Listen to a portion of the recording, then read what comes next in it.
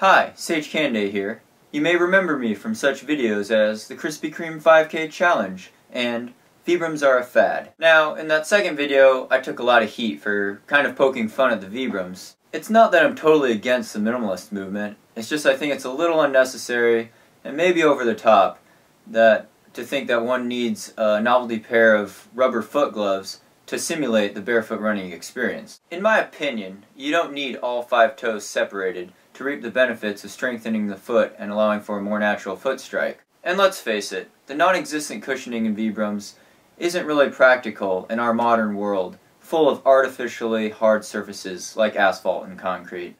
However, there is a happy medium.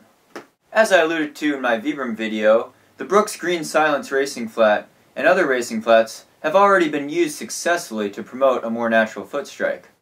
So when I heard that Brooks was coming out with a whole minimalist line called the Pure Project, I was intrigued. I finally got my feet into one of these shoes. This one's called the Pure Flow, and it's part of the Brooks Pure Project line. This model has a thin layer of cushioning, combination of the Biomogo midsole with some of the DNA cushioning technology that Brooks uses. So the design of the shoe still promotes the barefoot experience that so many users crave. So basically, several ergonomic design features have been integrated into these models, and I'm just going to highlight a few of them. Note, full disclosure, I got this information off the Brooks website. All the Brooks Pure Project shoes have a very low profile, in that the heel to toe drop is very minimal. The low profile, along with the inverted heel design, helps kind of shift your ground contact moment forward, so it's going to promote more of a forefoot strike.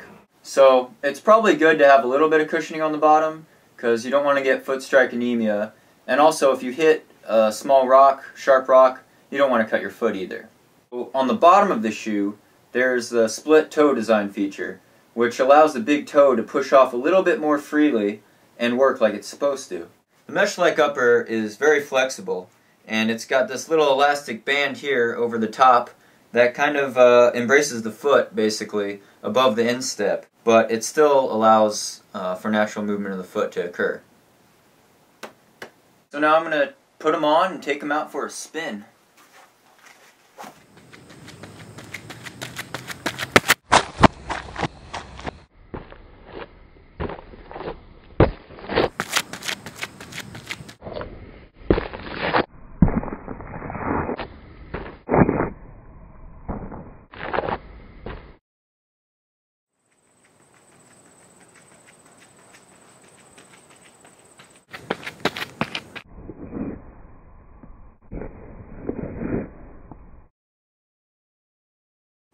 Alright, first impressions of the shoe. They're very comfortable, very flexible. Definitely promotes more of a forefoot strike. I felt when I was coming down more conscious of the outside of my foot, kind of. So definitely a different sensation, different feeling, even from wearing the Brooks Green Silence. So one final note with the shoes, you probably want to go down a half size. I usually wear a 10.5 in the Brooks Defiance Brooks training shoe. These are actually 9.5, and they seem to fit pretty well. So depending on personal preference, probably down at least a half a size, and your toes will still have plenty of room to move around. So, in a nutshell, the Brooks Pure Flow is built on an anatomical last, and the combination of the Biomogo and DNA cushioning allows for a more responsive feel while protecting your feet but still allowing for natural movement to occur. One final note about the shoe, it's still relatively lightweight, low profile. The men's version weighs in at 8.7 ounces and the women's version is 7.5 ounces.